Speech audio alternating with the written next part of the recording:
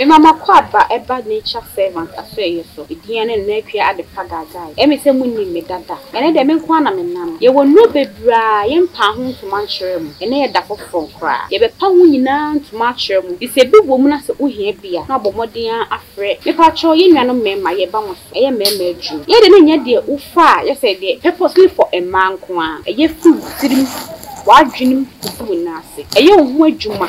Emma watenka no so basoro. Ne masade no se eswakrampa utimi di eye adwuma. Enti utimi no for so kwa adwuma fa utimi teki. Basa akono ne basa pese wo adwuma na. Wo boni yiye ema oba no eni chi. Emma ye nigye ewo ha yi so de awurade ma eno ane atoka kakra wo bebu e de amaye. Na me so afobie fibroid eya ade a ha ya adwin bebre. Fibroid into bi akwa aware mfi bebre ni wonya awo no wawo. Ye wadru a ye mfa se kan kan. Ebe melt fibroid ni bia ma na ba bontin. Ama won so so nya ye funu awoba. Fibroid da oba so a menu di adanse se. Ma okunu mo topasan enye adwuma. Ono won fra no pa so nyumre. Ni saying me na say piemu kra na ebetumi so ase. E ma ya himfie hu hia ye. Ai me nuama ahimfie no ewu hia ye pi.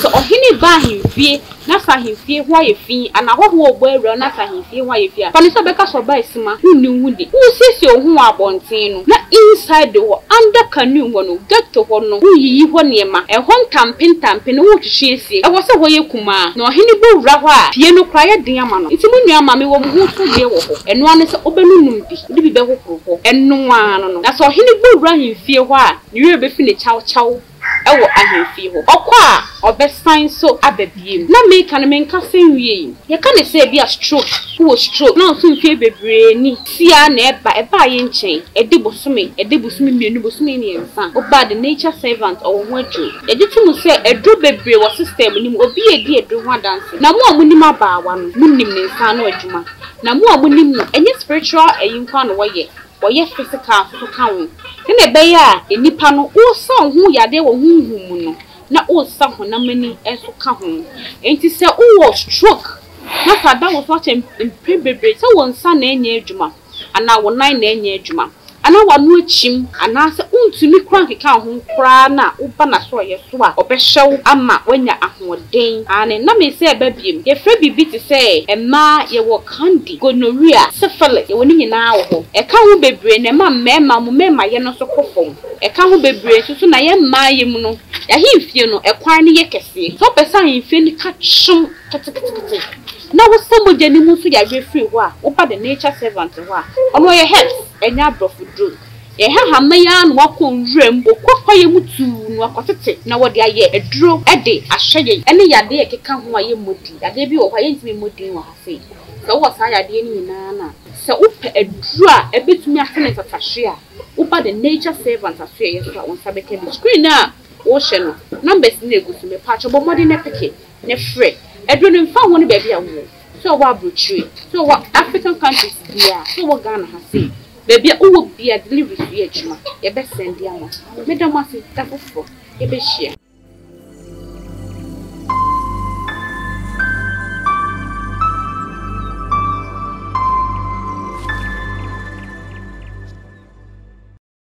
ewo bibia akwaba ebusia yatna se o subscribe me so bo dey subscribe me sama onia na onia so nya bia hwe ene yatna se ibedin komo bebre etino meso forward no nya abotem mi se yewie no yenkomodie ye be chiro bibi ama we hia bibi efrimu etino mema bekasa nwa me be ko ma so na ode nchae kese amamo omu se ne ho mfa no but ye twe na abo so obe ne den any choice no donti etino me ko no so na ode nchia amamo ma papa ma akwaba yera mi so ho mfa obe ne den but fache me o so omu hian nti ye twe abo so omo so ma ye ndie nature be kan ye ho ma ni best ne tie chi pise uchia wetiefo na de obia no me da se de momo me chia your cherished subscribers ni nyina ene your sponsors cameras ahodo a motoma ye no adwuma edin kan ya kan se de be ye ne se de be koy ancestral grounds ho yakọ enye easy 5 days journey ene yakọ ye enye easy kra nanso modern ene mo support nkakra no camera no atimi akoye adwuma na nka ye phone we ntimi nyemu kete ntimi chia mo Mr. and Mrs. to ahene ye chia o ye chia ye mama comfort me chia hwefo nyina baby bia wo hwe if you want the first time I coming across a video I have a spiritual platform. One thing I also nipa de to mutirim nature servant me ne komfo ye de wo me nti I am into nature ade bia eye divine I can nature ho bia me pese mi hu de twiem nti ba kwesi adaroma ono nso abeka me ho ama ye namu se de wate se wo baabi na yente ho abakwasem ana yate ho abakwasem so ne ye nim bebie wo no fa ba comment section ho the next video be hu no be mu ase yakọ ji hu history dia bro enti me da mu ase your sponsors your camera donators osunya me nkoso enhira mo shalom. Okay, man, enchia amamo no edikan besachia Mr. Otua Ehini Nebusia Nyankopon onhira mo onto munkom na bia bia no enye yie because enye mo anka ye hu ade a ye hu sure afi so besachia Reverend Kankam ono ena ordinance ne sunsum ne na ho odin eta yechi a eno so yetumi de jumedi ebremo afi so me kaimo ma no ho sheda amfano me na ba twene se ye ntwa video no na ye ntimi ensamaji bia ma mutinu no woto na ye be attraction na ka se mo boano for cameras no be attract na mamo no se oye fitter obegina na wa ya ba eno so metwa na ye de abramo ye da obi biase afi da ba di enkomo no ma papa me say obiebie enyame ni so ekere me okay ye call asen manso ma before ye be di gomo we me say me de to etefu enim say obi wo ebia baby a abakwasem bi a obepese ye ba kotwa na etefu so osua adefuma o de to comment section hono ma for direction ka ho yeah ye be fa na location hu hia yen good ye be fa na yakọ pense mu age secret bi e wo obia e de abon because baby a yakọ ezulezu no mo hu se nkọ bebre akọ but secret a e wo honom e kwan ye fa so baaye ene suma e wo honom e suma isu na ade na munim yakọ fa ni na nature servant adaroma ye de ebebremo nti mo hwe enim ma papa yakoto yaba but me notice enyama bi e wo ho a be say bibisa okay yako asen no oyi apaye bibia akoso kama all of a sudden na what I say titi ni so me ntiase okay nti me say na me hwe sedia na wo ho no edu na me ntimi bisa nsem bebe say yebedu a me bisa okay e denti na ema oteti mu hu den ana ofele den na den na e koso okay me da se Pawasi ma say asin man so ho no omo history ma ye hu say e ho na ye slave trade na nkasa ansa na ye beba be fa wa castle bia no e ho ene o last place a obeko e ho na omunya omo first bath omo second bath e ho ena omo oshin omo aseye sebi emu aye de omo akogu dwa so aye ton no na ye kono middle of the road no edu baby ana mintimi control me ho ase bibi obi pese wo kan sem kire wo ase kasa nipa ne kano aye kasa hodro otinne bebre but no hono mi obi adia yesi ehu bia mpese ndi mani kosua ye den me entina de biam kasa mini adamfo no mepem patesem mepede medi mani ehu obi ane se de okwa asen manso a ofele ye me de me ko hu ye niema bia Now I was hearing voices that were heavy. What you say? They were heavy. Ote kasa hodro bebre. Ebi nye maimu kasa. Ebi nye asante kasa. Ote kasa hodro a obia person ase you can hear them. But a person will come as a near day. Actually, wona as a school for any concept one after the other no be train and will be Canadian. Now you see how a church so to say sini when obia kwanya of fast who ye na twam na when obia na otra ase kasa no na edoso I say Bedem ye gina ho ye nyina ye ne gina ho na ye select out of the multitude na ye do gina ho na ye di ade atwa ho hia say ne see ha and ubehu say why you weak na kokom aye weak intimi control ho intimi twa wo bibia see no peace inti screams and I wouldn't say said ye me hu ye na ye fe ye na nanom we omanum ye hu. They were strong, they omanum ye hu. Enye enne aho feni bi. Ye kasa satan no bi ni hu ano ye brane osowa. Nti ni die ema me ka sumu ne die I can't tell. Trese dede no me bawo. Dede no na eye kasa o kasa kana na eye. As obia pese say na me kasa spirits are always looking for people who will hear them. And also can understand them. And I want him to kasa biabi. Ti immediately omu say utimi ni ahonhom communicate they try to take something away from you. So the bear who beba kwan. Until the bear me kasa they freeze your memory first. No o ma kire wade. Enti saa de obi collapse wa son dem na yebo ne deliverance no. Sanity. The spirit will try to freeze your memory first. Now when you crash rawade. Enti no dia ebisi bia ye dia obewi ansa na mo say na he na meti. So me realize say me sorry na meti. So do you think say me sorry akwatena nsuo mo keke. Heavy. Hoye du. Oma bre na me kai say God na ka say bi was say na omu free different countries.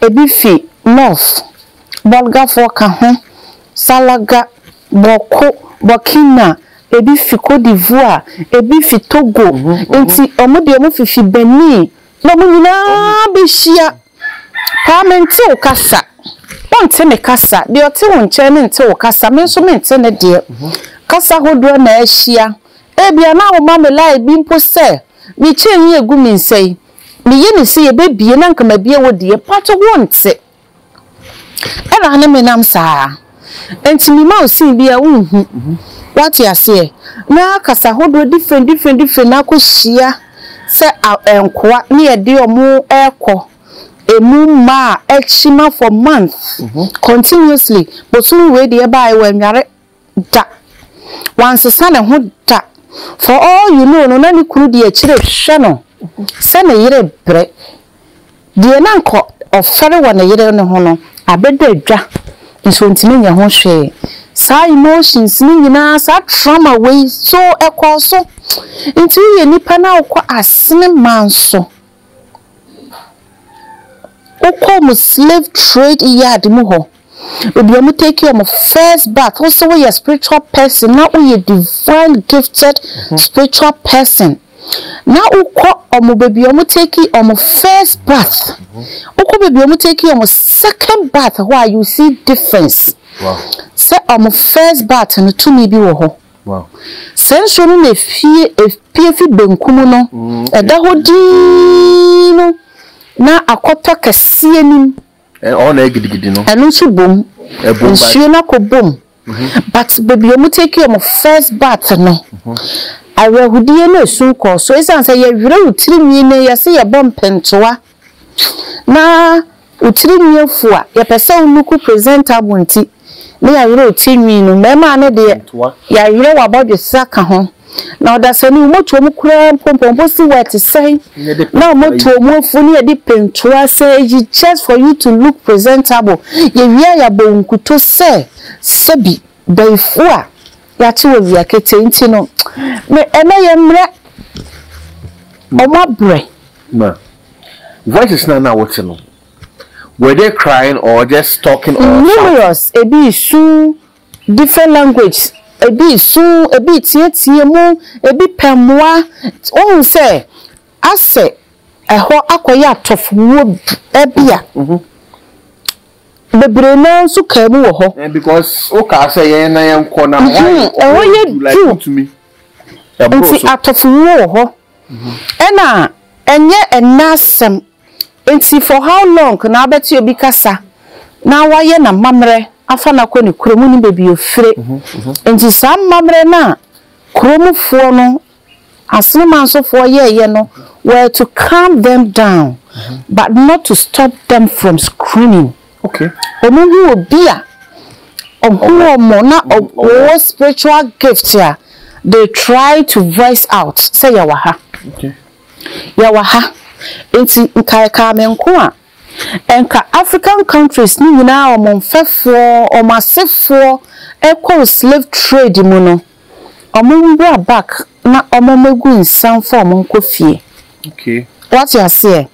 Se onipa koto wo kwan mu a na oti se menipa bi enya accident yakowu ye de nemu akoto ha enkohwe mu no yi apaye wo bebi asem ni siye no ekofa ne saman no ne sunsun no e de ne kokokire ne body ansa na ye apaye a kire ne se won pe bebi panyina emre padura ni ekokura na mu ana odi emu na chiko enti bebi nipa bi aka mu bia ne saman eka ho ti sami ma we ni ade a mehu ya mehu se sma anye yi a ma anye careful a ahwa meye disturbed enti eniema na mehu no nya ade a ye friendly nya go pa obi ka cho se ne baby is spiritually gifted na a divine gift a nkola kono ana nkrofokono we need prayers pa depression ekuye tum se nipa no na ni gisima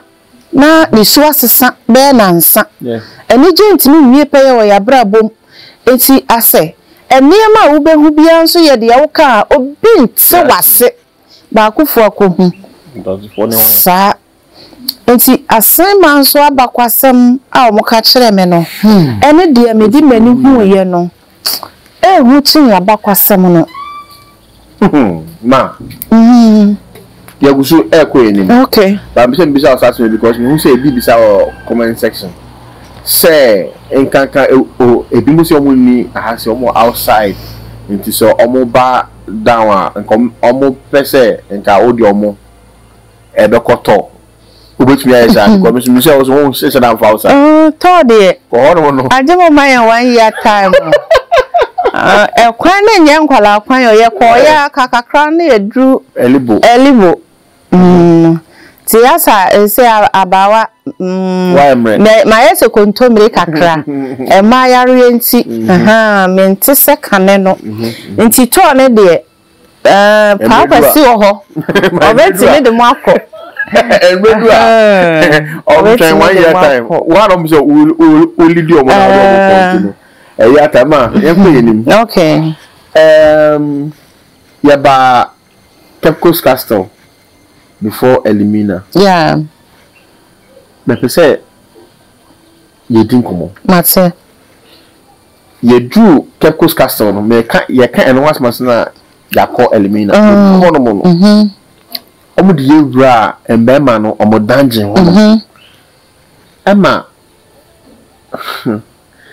udu wonu mo so ho yedu nti ubu enkotodwepo wo ho eno so feeling na unya wo asen no eno na unya na also different eno so you different parisi amene oti hey na ye slave me ya de me aba bedu abobo ya no na ya mama kwanya asemi timi kodware ye yi mitiri mi afiri mi so me dware me ho atwa kakra ojidie ne se de o kwa ho tobrim meboa na wote wa na oyonko de dade akose jam no de ni din ahyansode abetare wachi ana wobo na ekuro fufura san betu ya odi ye for months no ekuro fufura san be den abetu na yeso awo a ye de wakoto babia obenya mframa home age oyonko hu mframa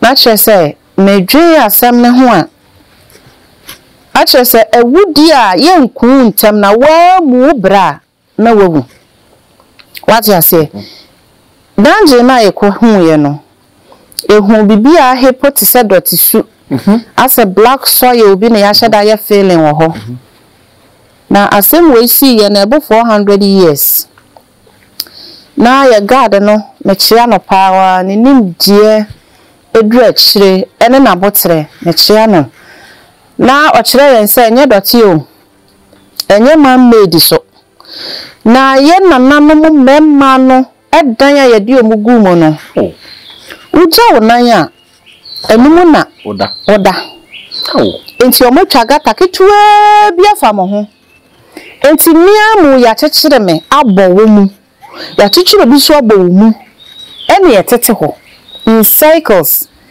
panti uba jonsha okasa wo sori ada na onwa jonsha na chese nipa he na so mu they are in chains ena also mo sorry na ye nyina ya sori gina ho ma wonko a wojonso ebi sukure wo chains nim tote wona jonso de wa na wa jonso abo ejanan na de wa na wajaw na yegu ho osin nipa 200 each in each dungeon purpose there no thousands o nti 5 dungeons edidi so nti 1,000 souls and an egum but each dungeon kitwe bi o nipa 200 nti wasi o majanan omunisuo eni o maduani o mantimi ani nase ebi kura tena se kan se onidi obe prefer se kombeku no omomoja ena hepe ya ena adane dotisu ewo se Ghana for scientists na ewom kura kwoti enehwe say how effective it is say it has life and now say any life because in history and for ages it has remained the same inti ewo se omokwhwe say ne dotisu no etesen ozo motimi kofa bibi na oma kwhwe ene kura mehu bibi omo say obi a wawu ane ashes omo de share microscope mu no it's life a trust a show activeness be say etiase nti sadotie no so mo hwe se eye no kware se eye ejanan se eye dan mo jafra yawdie fra ni suo fra omo hwehwe mayen we want to know nti uwura ho a na Grande can say walk or your garden can say oko dum kania no na yen feel how the room is no afi na ato ebi ni atase o kan gate ni tu mu na odum kania ne pe omo ankasa connect light ko ho sese na fe wo hwe say so to kro kitwa bi ana ba ho eno le mo kania no kro no pe ena san mo mframa na nipa over 100 how can they breathe through side to chrono areho na unimade na ohono metwu na mentiase topos castle ohono bibia na enipa ni guno asore wo soro etintia mantin sense ntinu ye koma sei asofo no ayo nko ana okoko onsuya bibi mfa ho odemani ko nakasa ko asofo nko ho they come from afar okohwe but on fa ne honhom wura mu hwe se me nanom were in chains not only in chains they were bullied ye tete yomo ye jojo yomo o de wachi me kra de me kwato danji mu afa me kwasumdwe mu nka at least mama look presentable kakra na nka janan de me a metie mu a wada fa me de me kono makoja me nan but minja me nan gu me ho menti o mase o na on top of sad dungeon no e mema de no Cape Coast Castle na omasi asore dan a yesi ye fe no Anglican na there ya wo mu said during service omu wo people to cook a crabby da ho nti omu wa so dem obi o pese hu nkoa na now the when you go from ho so more hell so more hell now show or heaven I therefore so we shall I didn't go to so the heaven and hell no start to free slave trade that way you cause some fret and an go say oh hell because you can heat or to no less than 30 seconds na intime home na o cost one say in front papa bi governor no kwa a room ekwa 15 heavy windows, beautiful solid windows for one soul. Then he put 200 in one dungeon, ekwa just 2 tiny holes. I was sort to give them light and air. Now on top of dungeon, no mercy Anglican church or say association. Those days don't have an association or whatever. No, finally, the Anglican Church of England, and I know see so during our worship, no, open say unwho slaves now. Then you come close to the peephole. Now they will be ashim. Or saying, "Kwano no go hell. No, we are in heaven." Ma. A dainty, Usha, a dainty on motivity on Musa or than see slave winners. To suppress your energy, your power as a black man. Asa. This about for a couple is with spiritual crash. You say a call baby, final place be a call, papa be can say be chair. Was say or modi or mobile honor. Naya nanum be no mutu and come. Oh, my Janya and come. What the second chum and come. What the second check on Aqua. And she finally no who said they need to kill them, but no weapon or not try or weapons into your condemned room. No air, no sunlight. It's nipa bian, so no matter how powerful you are, and from mercy zipe ubu. Yeah. So we condemn room nowhere to kill our powerful spiritual African men and women. And they saw said they were having strong, powerful men among us. And you do go to dungeon where they know say oh papa and I say dear, we are trying to see in chat. You born a mo you the 2 born a ye. Into your duke good dungeon where the Yadena got to condemn room, Omunim son is descendant now. Bloodline also counted. Into Monaho. It's your more sees your breath, no moo yenino. They count you as people that were powerful. And now they cannot control you, neither to kill you. Until when you lose air, you die. Let's say, let's speak. Spirituality were in existence. It was in existence before your Bible, Beba. It was in existence before Christianity, Judaism, whatever religion ever. Because you ain't mean for religion and compare Christianity. You ain't mean religion and compare spirituality. Religion can never be compared to spirituality because it was in existence for ages. Bible Mukrano, you get to know, say spirits were leading Abel, Cain and Abel, spirits were leading Cain. He was being monitored by so many spirits. And son will be sharing me about Warreno. So these things has been there for so many years. As my year came, you ain't me for religion and compare spirituality in any way, because religion is man-made. Spirituality is divine. You free any coaching way, way.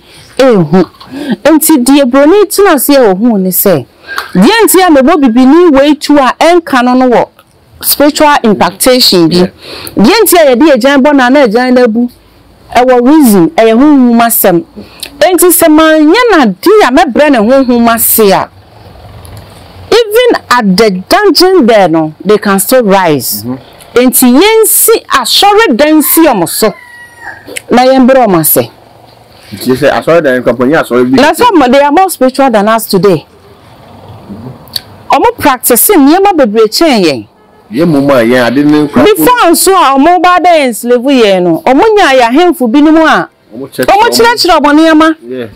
This is for what? Said the name of mobile no more baby sunny a kind of code the atromono. Roni crowd the internet bar.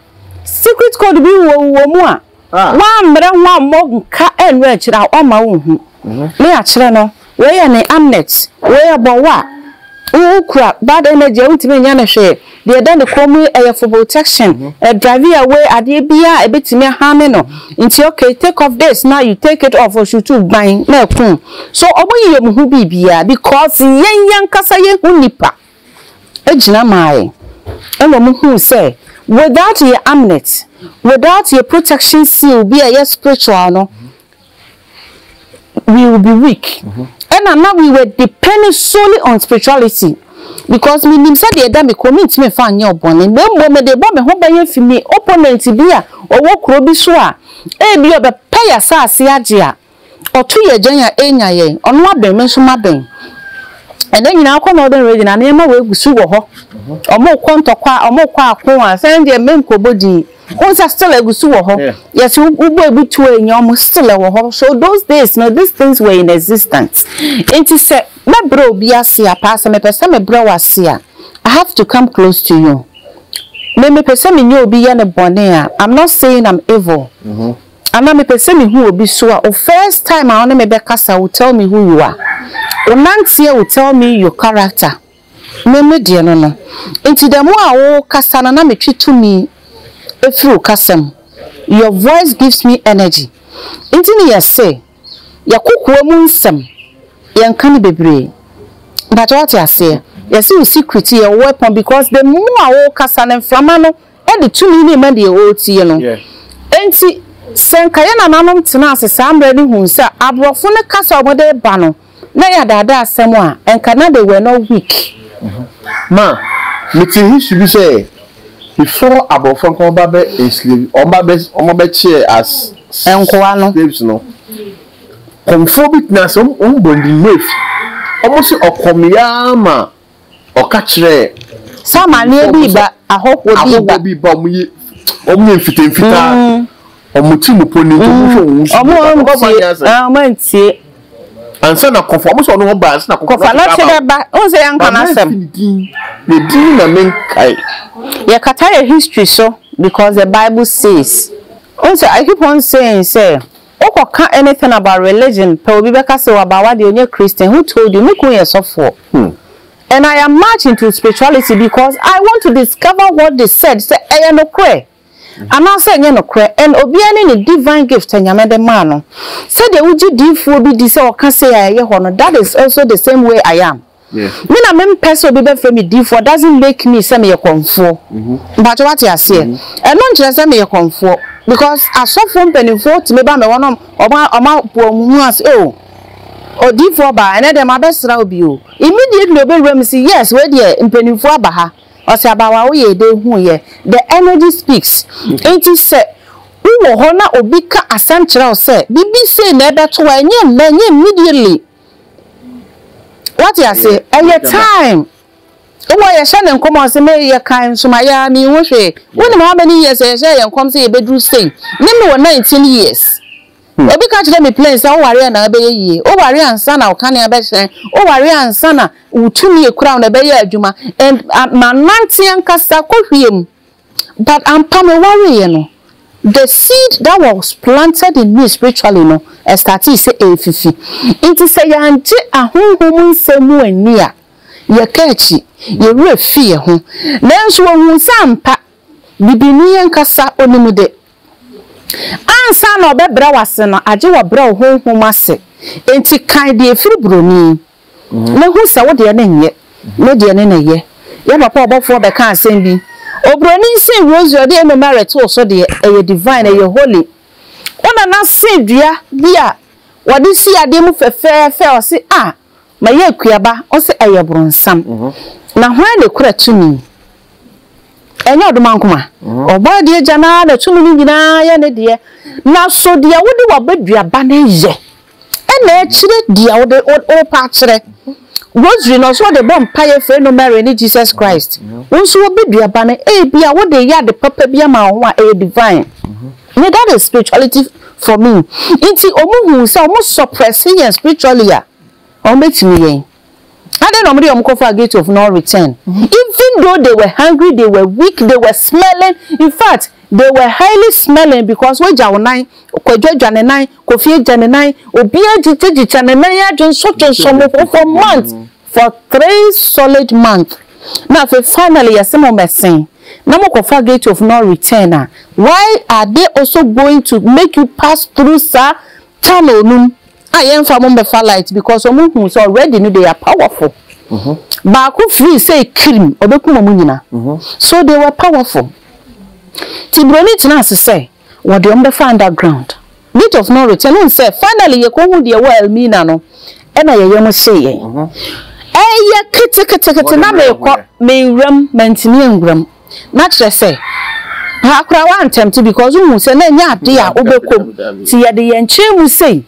Ene room enti na nanu ya brane no mo so wa no se obu ni mu ase ni owemu a amana da nanim no watofom enti de odi na chi ni so beta da so de odi na chi omu nyina se ya che ni mo enti se wan landi yi a automatically omo mu di na chi nyina betofom. Look at these things. It is no be catch them say they were stupid. How can a wise man be in chain? Now we are suppressing in it to me. Yama ekoma deno wajon swabo ebia hemfo wom enimonyamfo kroni mu na omo ananka ye de omo kwa akon nyina wom na watsena ni bini ho sabi for 3 months. Now we expecting to say one command to me na sata menya adwuma already no makapen sa koma ani ye de command ade already no bitterness are taking place until now wontimi command ade bia than to fight with energy the strength and also na weak no out of hunger until they were never stupid.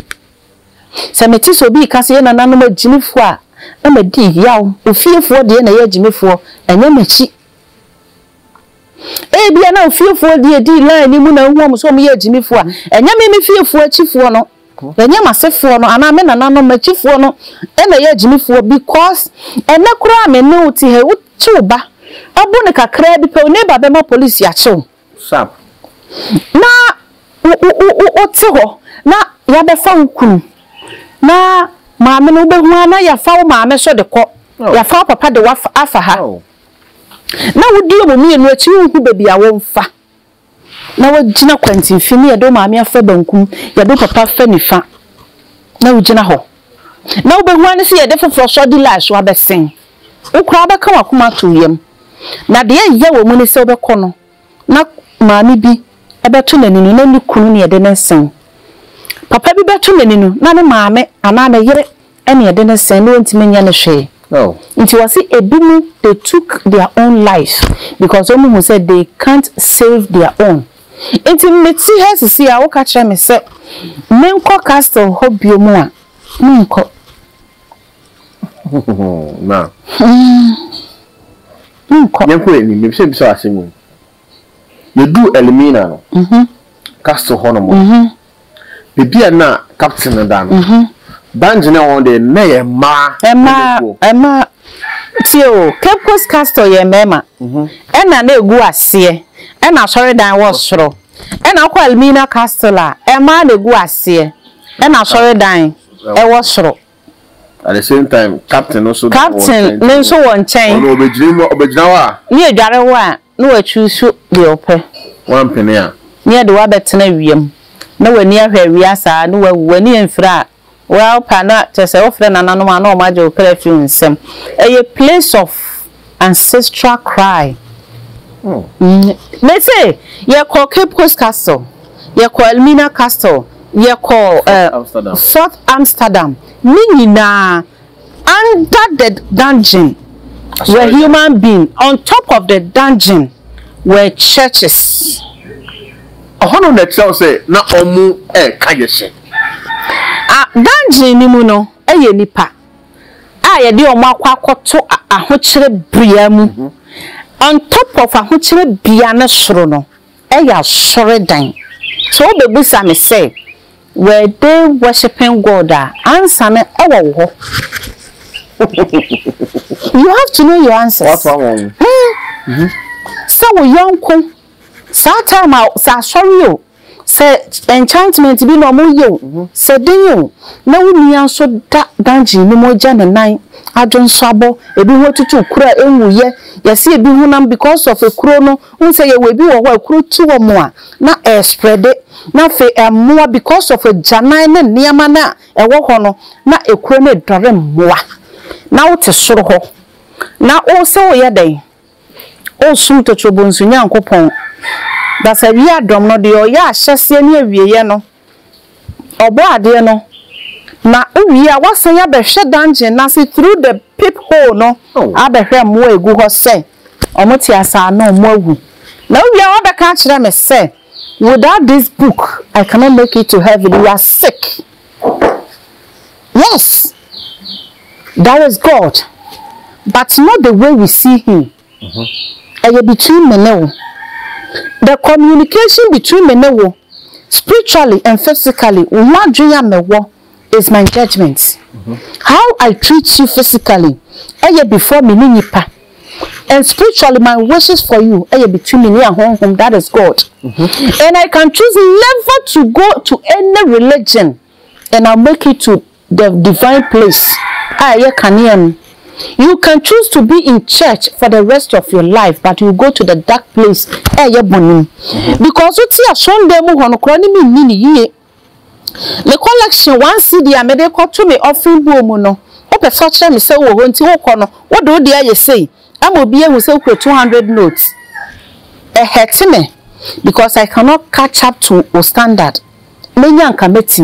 So you see na you creative ewa sorry dem krempono e bone so be ye papa mo bi on person obi betse eno na ye marking as good na me o de camera si so de o person obi ye sen crofo ye time feature enya mi anka no manjidi no waje wani wonyam onipam enti nyam me som ye me no ntamo pa eye me ni pantamo because ye na mama no muti community back otimi to kwan kwa the next village no we janet na ne nana no ne mba ama ne next neighbor ebi kweti mi job mama wo fie na nti neighbors ni behu se na mo papa ne mo mama wo se omukọ ekurase na se so ye anwumre ere abomre fie medidi na wa hwe ne maso ama o makwa aba ebi abeba no na o ma mpre fie nso obeba na oyonko asiesie ofie asoja wo ho because omo gitum se efie bia o se nwusie ye den epifim they were living in unity and what to wall afa ofie ho abofo kan na ebe kire sa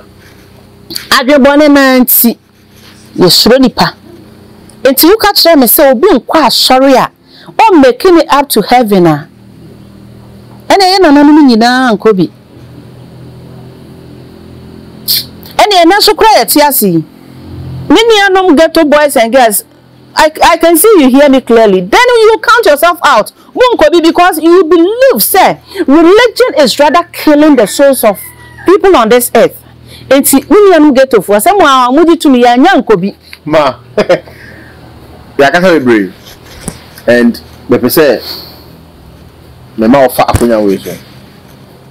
Now, okasache nipa we any youth, we any a. In general some na yekan ate ma dena yekoya yekohu Cape Coast Castle, Elimina Castle, Fort Amsterdam asin ebese odi efutu ema nipa bia wo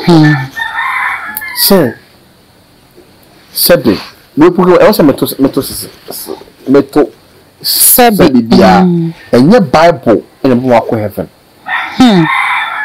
ebese ukasa chiomu na omushe bibi frame medase bacho manusi medase pa nyame nhwa me nature servant ameti haidie mempa me ho asem oni me oni mpa asem mempa me ho asem but me be pa asem wa ha masa me be panyina ne se ukura tworo no wakoma mu nti atoto fatoro no fatotwene ukura Bible na anapa 5 o'clock na odi nkan awa asori dem ekoye nyame kese na ade eche betena dwa so etwa mpoabu nipa kwase a wankwa asori kura nka so won faso chen konfo what you say die ye na nanom fam no oko Cape Coast Castle bebi ana mema ne da no esoro ya sondan Anglican oko Elmina Castle bebi ana ye ma mema no ye na nanom ma ne da no na esoro eye Catholic oko Amsterdam Fort eno so na ya sore chese omunyina fort no ne castles ni nyina no they built churches on top of the dungeon just to suppress an African power said the beya wuntimi nko wanim enti wakacho se enkoto den sori ohoni bi yan enkoto sori ohoni ye fromo ye commande omo ye somomo emo ye somakro enti wo hu se wanka nchiro se enkoto den sori a ebekwa akokoto san sori de omudum na mre bi no obemeja na san adenti ene wo se wo nanamam eyi apaya ya bosom sam enti fofie duru a wonkọ akoside duru a ye twa wo fichira na the Bible yesu meja nka wanim aka wankasa ukra anim enti de ya mamre ne amane ye tete de na nka ka wo ho se bibini a wo wedi agi tum ema ukra gina pintino wo de wo ho akọhye eso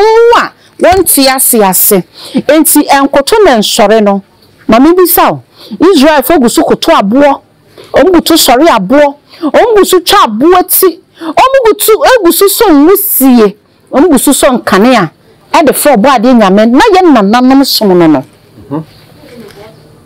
ede uduru baabi a na ye nananam bodwa ni etwa gya ho hia na konfo so obekoma nanti cheni mu a na obi de Bible gina kire eye demonic osuru moja nka wanim mamma wiem atumfo adane omho han bofo ewiem atumfo na adane han bofo ni ti mu ente de wo yes adwumani ni gidie na kire ne so obetime nanti gem no time nante ye na Yesu nanti nsuo so no so obi so kan so obenante so wo se ya ko fa gidie ye dan o ko na ohin ye no na nsuo ne de na ekọ enti gidie me yetimi ebibi ya yesanse yen ni nim twedi amponyankopon na ono ne eja one ne mframa one ne nsuo ne ne asase ono ne apra na ono no ka ne ho ntam a obi ntimi bisa na hwe no ne nim na nsana broni adinyansa yeti abema ye achimifu ahwo mase biom no ebe ho nwoma abra yen menka ase Bible nye ni ameka nyina ne se bibini yen kan tworo ye kan tam e ma ne ye ho memiti wei minim se dia meye no be ha me yonko a metena se wi a me se me krabua me fansa no bi fufura hu e na ye bone ma me dia me ye enwe manye ne ye asemesi ade a waye die ahamio mo bia ka kire so aba waja manenka ahame na obi aka kire me se minyai manenka no manyai manenka na migusu kuremu na adwenbone ye den e ba metirim yenim de yenim nyame enti aya munsusu condemn other religion a Christopher condemn religion bia including Israel for religion and so sorry ani e phrase we nyankopon o frega na nyankopon pe yesi o fre nsuo tumi o fre abo tumi o fre nsamanfo tumi o fre hwan mwatia tumi na Israel nyankopon ya bu nyankopon wo ye je nyankopon wo ya pra na nyankopon otinabodiem enti nkramofo kura na makotwa abuwa bi ho ahia Israel for mo kwa no makotwa abuwa ho ahia Jordan no makono mu nsuo no masabia be kire me wa me fi san nsuo ni bi da makuram wo tira no wura fie no ama bennom eno na mehu na mitumi wom ensuo opesi a eyiri eno na meti nyame asese oda so ni bia mo nsuo